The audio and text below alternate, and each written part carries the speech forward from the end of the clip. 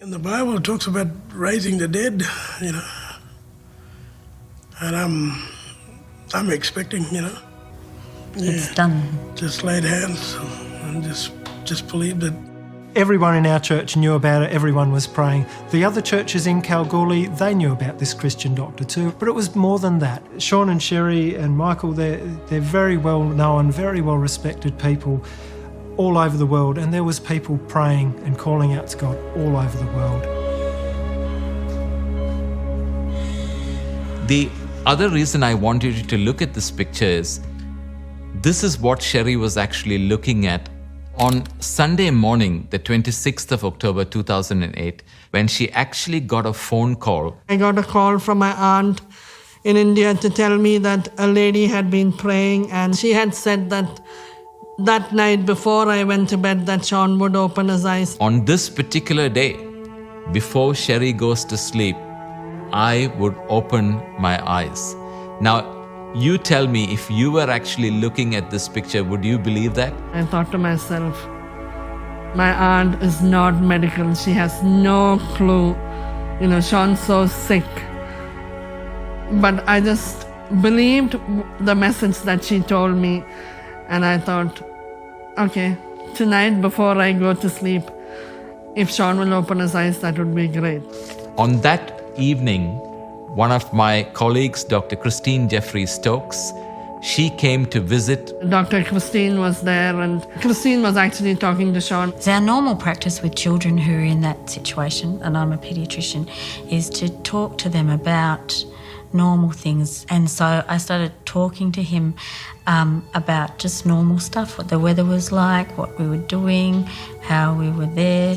And she then noticed that there was some flicker in my eyes, and she actually asked me, Sean, are you there?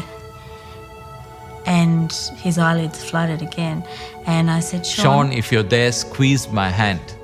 And apparently I squeezed her hand. And then she actually shouted loud, if you can hear me, open your eyes. And in a moment, he just opened his eyes for it was like a few seconds. And I saw that, and then I remembered what that lady had said, that before I sleep on Sunday, Sean would open his eyes, and that had happened. I think we cried. We both cried. So, yeah, it was exciting and almost unbelievable, The next day, I started to actually move my hands and my legs, which means that I actually had brain function. On Monday, they started to wean him off.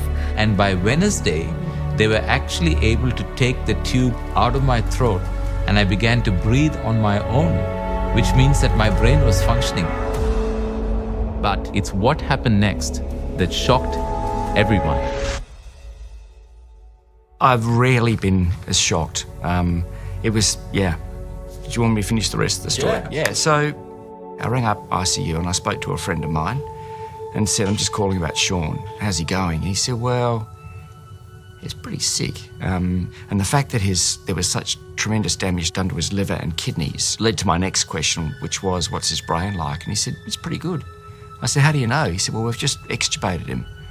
I said, really? Because I was so certain they were going to pull a plug. And they said, yeah. He said, did you want to hear what his first words were? And I said, yeah.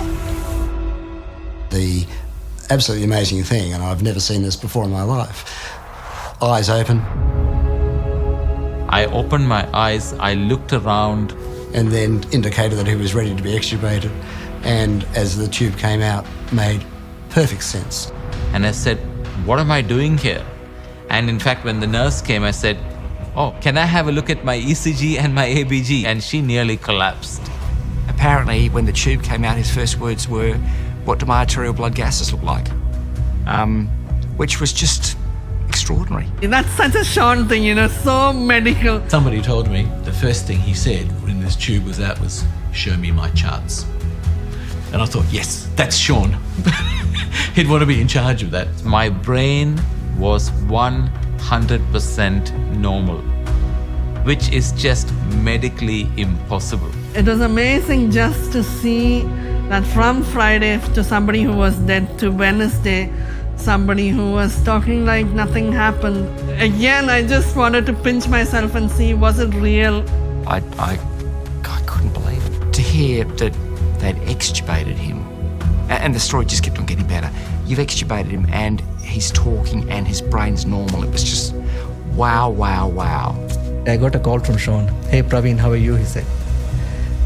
And I was just shocked. The fact that he was conscious, well, that was reasonably remarkable. But the fact that he was talking and making sense, oh yeah, now that's a miracle.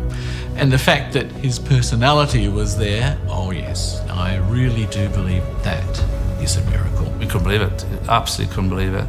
I went up to see him and he was as sharp as he ever was. Back from the dead, praise the Lord.